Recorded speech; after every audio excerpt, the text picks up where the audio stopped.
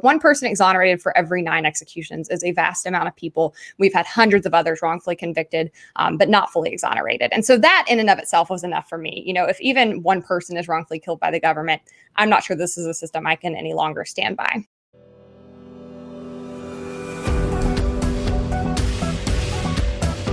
You are listening to Breaking Boundaries with Brad Palumbo.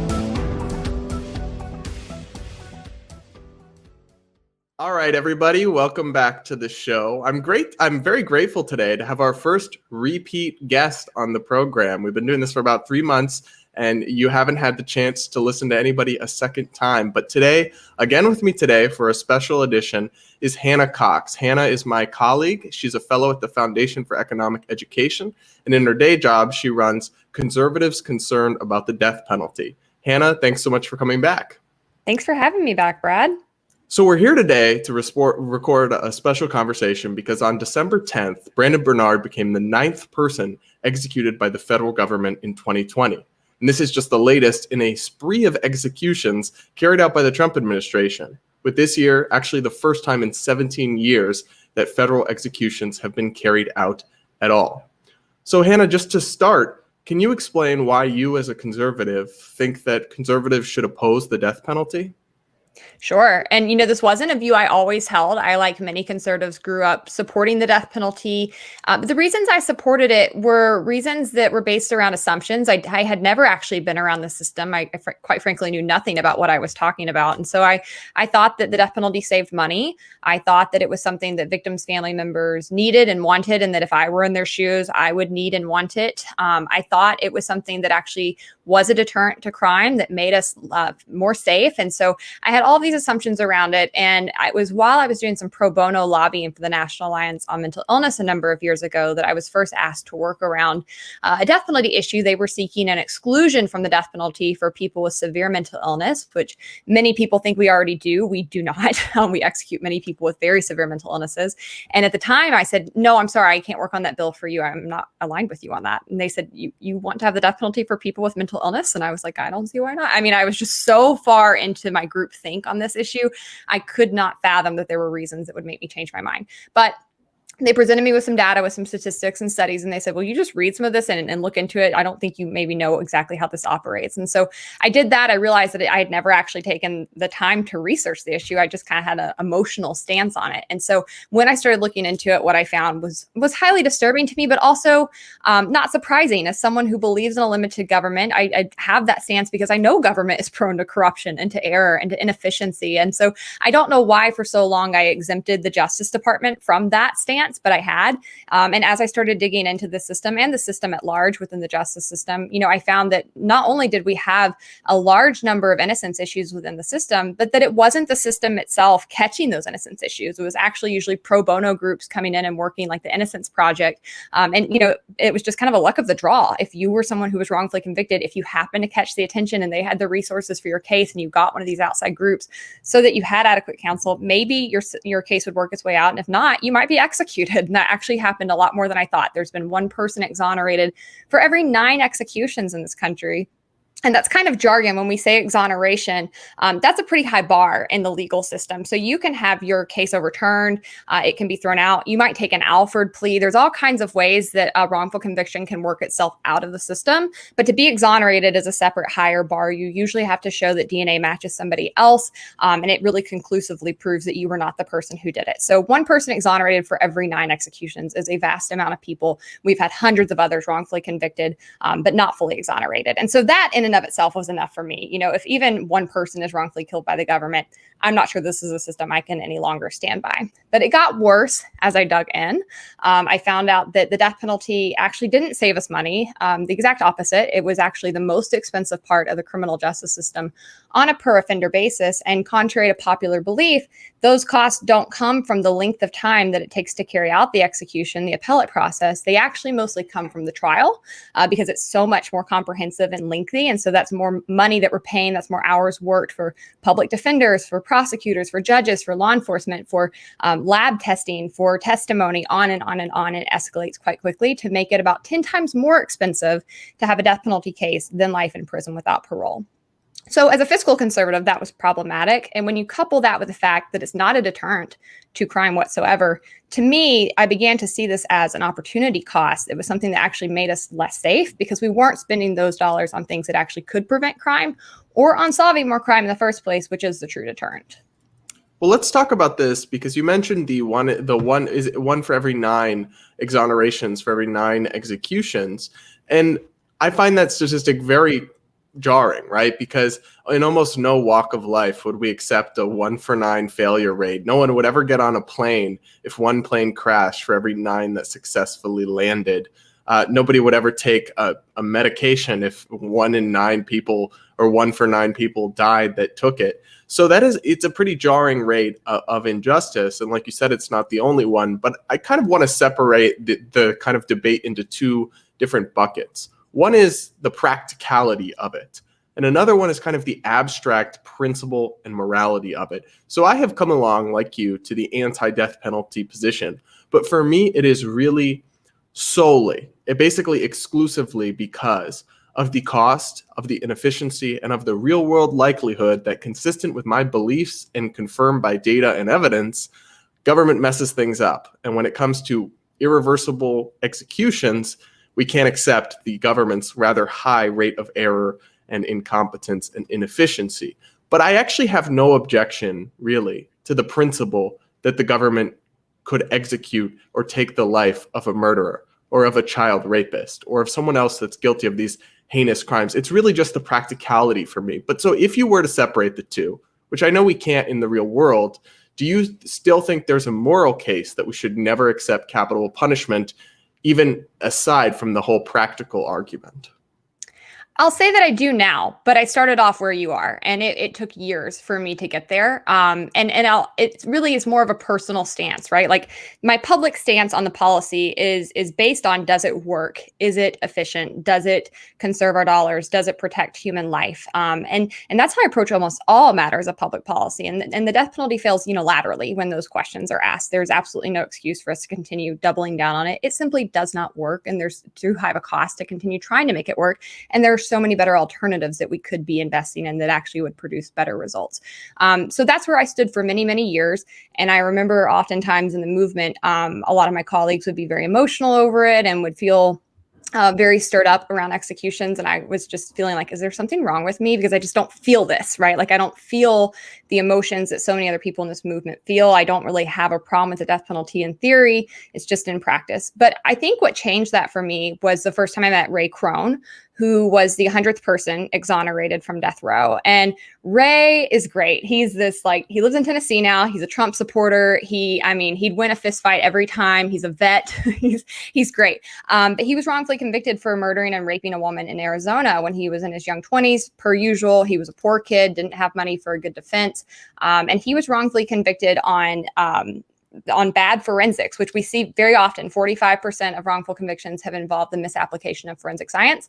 He was convicted on bite mark evidence, which is now considered absolute junk science. You can't even introduce it in a court anymore, but it convicted a lot of people. And when that happens, we don't go back through and comb through those cases and say, oh, you get out now because you were convicted on this bad science. But he was able to prove his innocence. He was able to get out. He's been exonerated. But hearing him talk about his experience, something kind of clicked in me when I met him, where the human aspect of it really hit, that this was somebody we could have killed. And I can't really totally articulate what that's like. But on top of that, from that point on, I then went on to meet many murder victims' family members who were opposed to the death penalty. We work with hundreds of them across this country, and hearing their personal stories about how the death penalty actually harmed them, how it actually made things more traumatic for them, how it was something that they really felt like had compounded their pain. And then also meeting people who were guilty on death row, people who did do it. And the reality is most people there are not innocent. Most people there did do something horrible. But when you go and you meet these people and you witness some of the changes and redemption possible in their lives and get to know them as people and hear about, the pain they've incurred themselves from what they've done and their desire to make amends and having to live with that. I just think the human aspect finally clicked for me. And as a person of faith, it did become something that I no longer could abide by. But again, that took years for me to get to that point, having worked in this movement. So you talked about the victims' families, and I find that point interesting because I don't know that I've really heard much about that side of things from the anti-death penalty crowd. So usually you hear things about how the victims' families want the death penalty. Is that not the case in your experience? It's not the case in my experience, and I would never attempt to speak for all victims' family members. That's actually a huge bone I have to pick with proponents of the death penalty, is they often elevate victims, their family members, and attempt to speak for them while not actually working alongside them or knowing them. There are victims' family members who fall on both sides of this debate, but overwhelmingly, when I have worked at state capitals, we have seen victims' family members turn out something like 3 dozen to 1, those who want to get rid of it as opposed to those who want to keep it. So we find a vast number of people are opposed to it. Our sponsor in New Hampshire actually was a murder victim's family member twice himself. He lost both his dad and his brother in separate incidents. And so, of course, not everybody is on the same side of the aisle on this, but as a whole, in my experience, there are a lot more people who are opposed to it in that camp than who want to keep it. And they are far more active, and they dedicate their time to going and sharing their story, which is immensely hard to do. It's a very, very tough thing, but they go, and I see them get on panels and speak and talk to lawmakers and stand up and give testimony and really take that on because they feel so strongly. And what do you think when people think of the death penalty and they think of it as something where it's really only used in the most heinous of cases, and it's only used after every opportunity to exonerate the person is exhausted? One thing you've described to me that I found really interesting is I would have thought in the abstract, like we talked about the abstract support for the death penalty, right? I would have thought in the abstract that it must indeed involve some sort of many off-ramps, many chances to prove your innocence, many double checks. But you've actually told me that the system works at every turn to prevent innocent people from being exonerated, right? So can you speak a little bit about that? Yeah, and that's a really great question because it's another really big assumption people have that I share, that the people who get this are the worst of the worst, right? And so often I hear people say, I support it, but only for the worst, and only for people who are truly guilty. To which I reply, what is the worst, first and foremost? That's quite subjective. What I think is the worst might be different than what you think. But let's even say we can agree, and let's say you harm a child and we say this is the worst. That isn't how we decide who gets the death penalty. Instead, it's almost entirely up to the district attorney, the prosecutor. And what we see is that the vast majority of them do not pursue death penalty cases anymore. I think largely because of the expense, because they know they can actually process more cases, get more done. I think a lot of them recognize it doesn't work. And because as a whole, juries aren't going for it, even when they do pursue it. We see that new death sentences have collapsed since 2000, and that coincides with the implementation of life without parole statutes in most states. So a lot of states didn't formally have that option. Now that they do, and juries know there's a way to incapacitate somebody permanently and that they won't be an ongoing danger without killing them, they typically go for that instead. So most prosecutors aren't going for it. We see only about 2% of counties continue to bring the majority of these cases. To date, since reinstatement, all executions we've carried out have been from less than 16% of our nation's counties. So it's highly arbitrary and based almost entirely on where the location of the crime is. If you were to dig into the data of people on death rows, in life without parole populations, or maybe even in the general population of prisons, and compare some of the crimes, you'd actually find cases that look almost identical, but just by luck of the draw, one person got this, one person got the other. And that's a huge problem. We saw that when the death penalty was initially overturned by the U.S. Supreme Court in 1973, it was overturned because they found it violated the Eighth Amendment's prohibitions against cruel and unusual punishment. They didn't find that it violated the cruel component of that clause, but the unusual component, because it was so randomly applied. They said it was as unusual as being struck by lightning. And because of that, and because of the overt racial bias they found in the system, it was outlawed for about 3 or 4 years. And then states started adding mitigating factors and aggravating factors and all of these things that were supposed to be safeguards to bring it back and to ensure that it only killed people who truly did it and the worst of the worst. But we've had, 4+ decades worth of data now to see how that's worked. And we see that it operates in virtually the exact same manner. And we also see that once a conviction is upheld, the state then works with every fiber of its being and every bit of muscle that it has, which is significant, to uphold that conviction. Every incentive goes towards them doing that. And I think a lot of people have this vision of the appellate process being something where they're really going in and they're combing through and saying, like, does this DNA evidence still hold up? Did we find anything new? Was this a reliable witness? That's not what's happening in the appellate process. Mostly it's more of a procedural checklist. Was this followed? Did we have this procedure in place? Did they have an attorney? Okay, check, check, check, on to the next. And it keeps moving in that way. And instead what we find is, and this happens quite a bit every year, there's at least 1 or 2 cases in the states where they get scheduled for execution and there is significant evidence that could prove that they're innocent. And it's a real battle to try to get it tested. And sometimes that perseveres and other times it doesn't and the execution goes through. Wow, that's really disturbing. The more you read about that, the worse it gets. But one thing I've noticed, and I've seen some people pointing this out in recent days as it relates to the case of Brandon Bernard, it does seem like some people who oppose the death penalty, I'm thinking of even Kim Kardashian in particular, and some of the social media posts you'll see, they almost seem to, people who oppose the death penalty sometimes downplay the horrific nature of the crimes. They make them people seem like that what really wasn't so bad, or they skirt over the details of the horrific things that some of these people do. And do you think that that is a mistake? And is it possible to simultaneously admit fully how horrible this person's actions were, and also still argue that even a murderer can be redeemed? Yeah, 100%. And I think that is something I've noticed as well. As somebody who works on the policy and not the cases, I do think I get the benefit of being a bit removed. And I think that oftentimes when we see people like Kim Kardashian or the attorney speaking, we have to remember that these are people who are working day in and day out with this person. They know them. It's a personal relationship to them. And I think that's why you see that sometimes end up where they are no longer talking about this in the same frame that you or I might. And I think when I have been around people within the criminal justice population as a whole, but certainly within death row populations, what you'll find is a lot of them have no desire to cover up what they did. They want to talk about it. They want to make amends. They want to seek restitution. And I don't think that does any favors, right? Like, we need to talk about violence. That's actually a really big problem I have with the criminal justice movement at large. Is on the right, I often see them skirt the issue of violence. They just want to focus on nonviolent issues, reentry, workforce development. When we're not going to address the real problems of mass incarceration, we're not going to make our community safer unless we start tackling violence and really getting into the messiness of it and figuring out, which I think we largely are doing so, what causes it? What are the triggers? How can we intervene and prevent it? And what can we do when it does occur to actually foster healing for everybody who's harmed, for the victims, for their family members, for the communities, and for the perpetrator themselves? Because there are things we could be doing to address these underlying causes that we're not doing, that I think then breed more violence, because violence can be quite cyclical in nature. So I agree with you that that's not a helpful frame of reference. And I also think that it ignores the what comes in between, right? When you do something really terrible, there does need to be accountability. There does need to be restitution. You do need to have requirements made of you. We don't need to skip from here to here. And I think that can occur at times.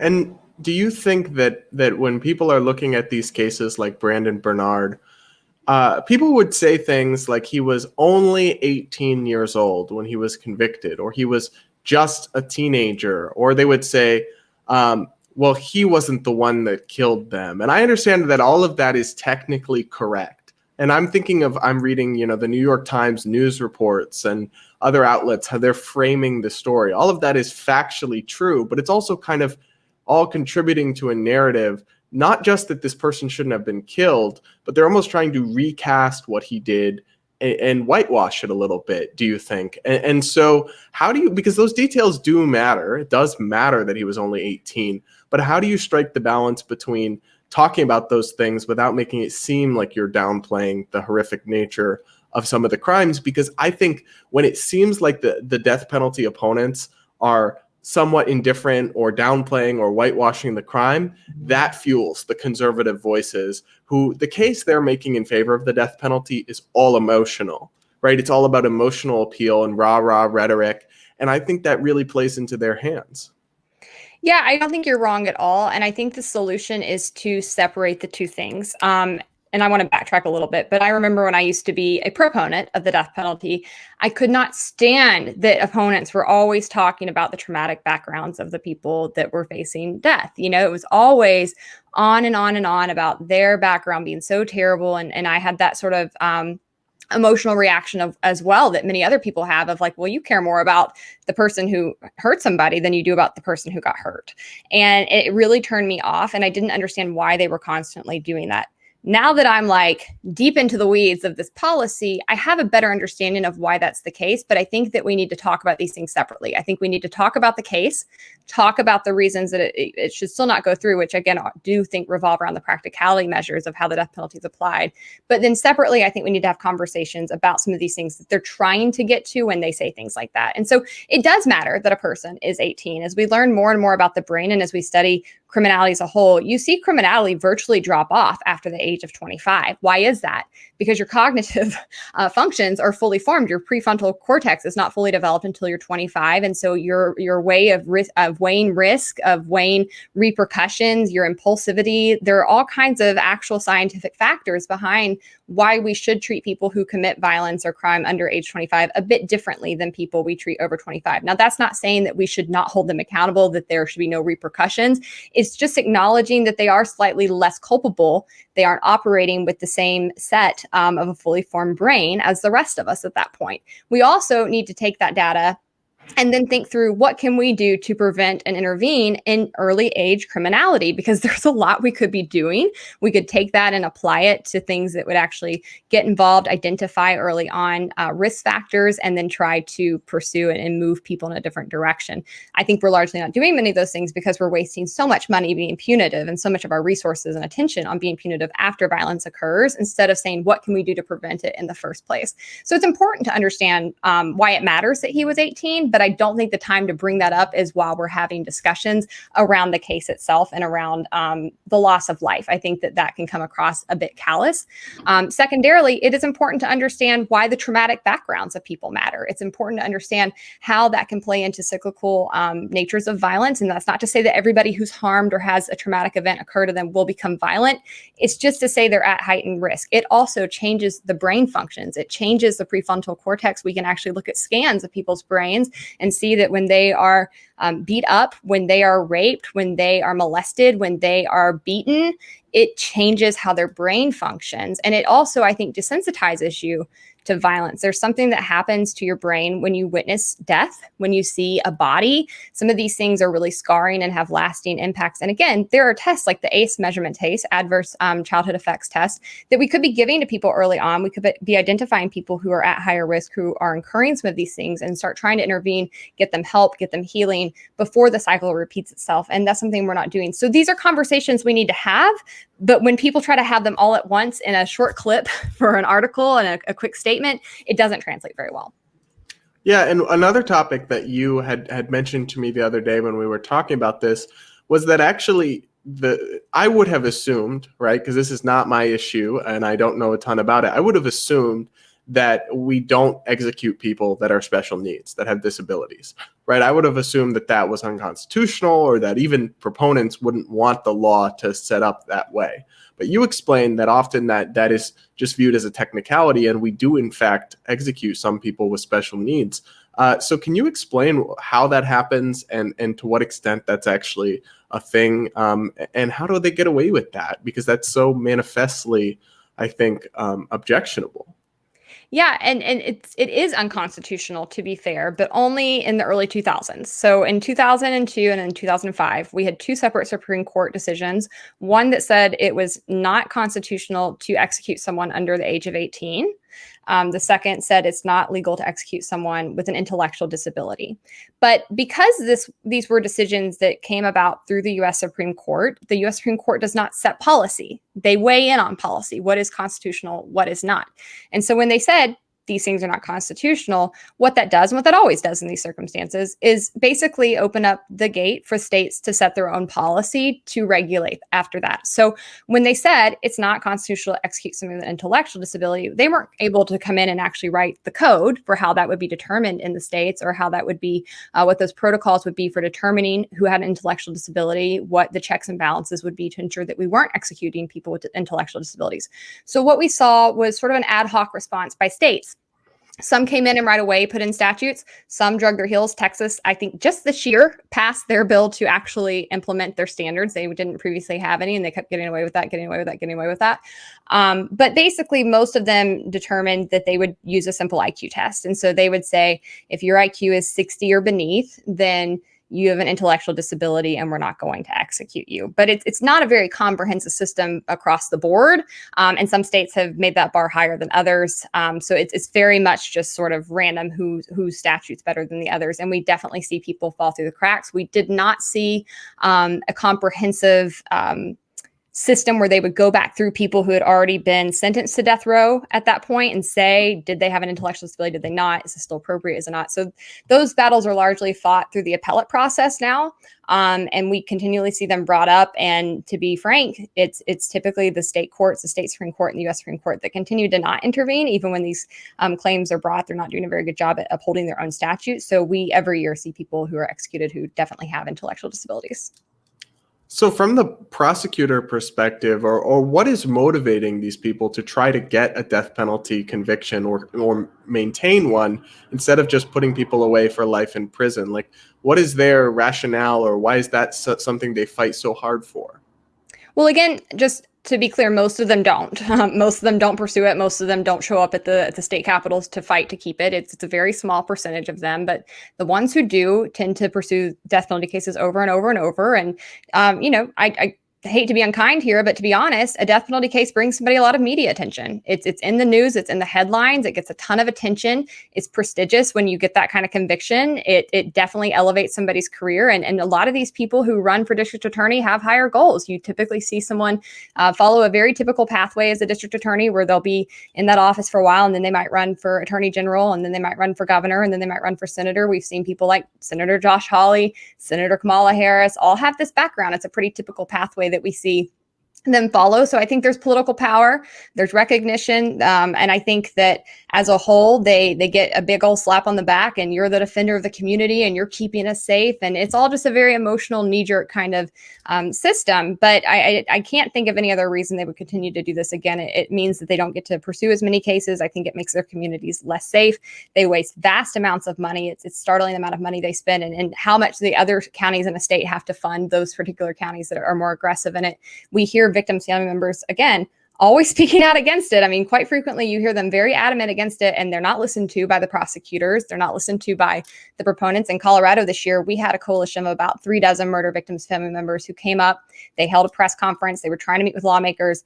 Most of the lawmakers who were voting against us would not sit down and speak with them. One of them in particular, who was a former police officer himself, a state senator, got on the floor and gave this very impassioned speech about how this was for the victims' family members. He wouldn't sit down and talk with the victims' family members. He left the room when the victims' family members got up to give testimony about how this harmed them. And so it's this very, very sick system when you really sit back and watch it that just feels quite gross.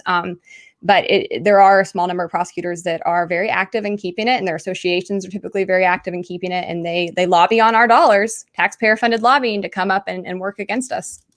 So what is the state of play, right? Because there is this broken system, but in terms of public opinion and the movement to, one, among Democrats versus Republicans, conservatives versus liberals, but two, also the population at large, what direction is public opinion trending, and what kind of big picture trends in terms of policy changes have we seen and do you expect going forward? Well, we're definitely winning the war. We lose some battles from time to time, namely, with executions. That's difficult, especially when you see them really gearing up like they have at the federal level. But across the country, we've been winning for the past 20 years on this. I mentioned new death sentences have collapsed. Executions have also collapsed. We've had less than 30 for the past 5-6 years. Only about 7 or 8 states still carrying out those executions. We've had 22 states repeal legislatively. 3 others have moratoriums in place. So 25 states with active systems. Of those, over a third haven't had an execution in a decade or more. So it's really, really diminishing. Public opinion polls show that about 50+% of people say that the death penalty is not applied fairly. We've seen a big shift in the number of people, both conservatives and Democrats, who support it over the past couple of years, especially since 2000, which was sort of the height of the popularity of it. But I think even more so than polls, if you really want to see what's happening, if you watch the state legislatures, it's really incredible. We've had 11 states in the past year and a half that have had Republican-sponsored sponsored bills to repeal the death penalty. About 56 Republican lawmakers signed on as sponsors to those bills, hundreds of others voting in favor of them.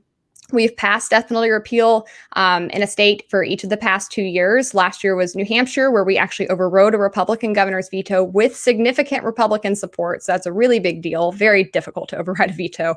And then this year in Colorado, we also were able to pass it right before the shutdown started, again, with significant Republican support. Wouldn't have happened in either of those two states had Republicans not made up the difference. So I think there's this perception that all Democrats are against it. That's not quite true. I never make assumptions. They are a little bit more favorable, but as a whole, we just see both parties, both sets of people moving against it, because I just think as we move further into the age of information, all of the data is on our side. All the arguments are on our side. There's no excuse for the system.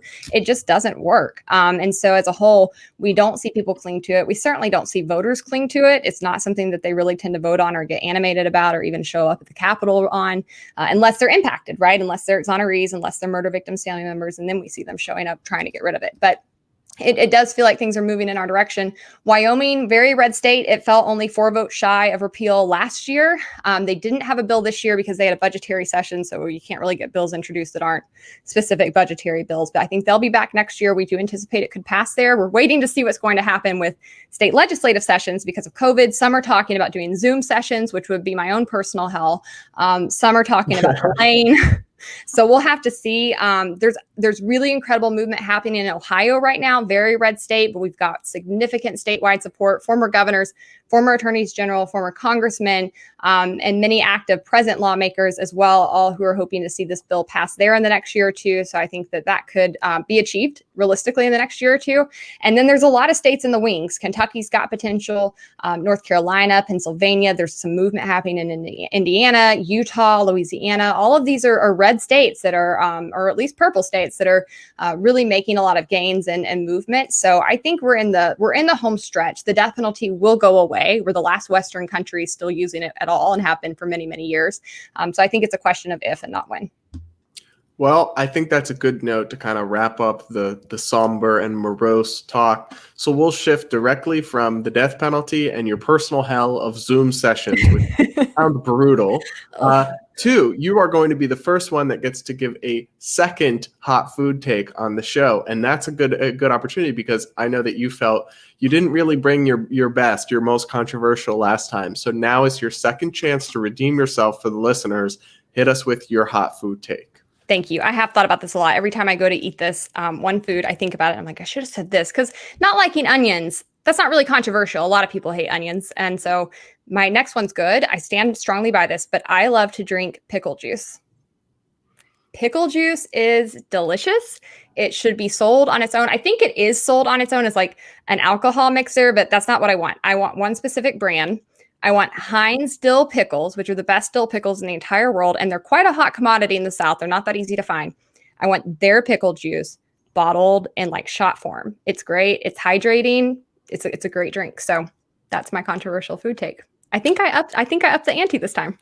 All right. It's definitely more controversial, though I like pickles, so it doesn't sound half bad to me.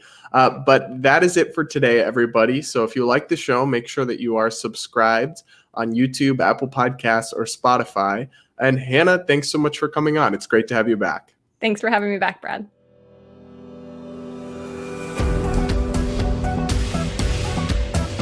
You are listening to Breaking Boundaries with Brad Palumbo.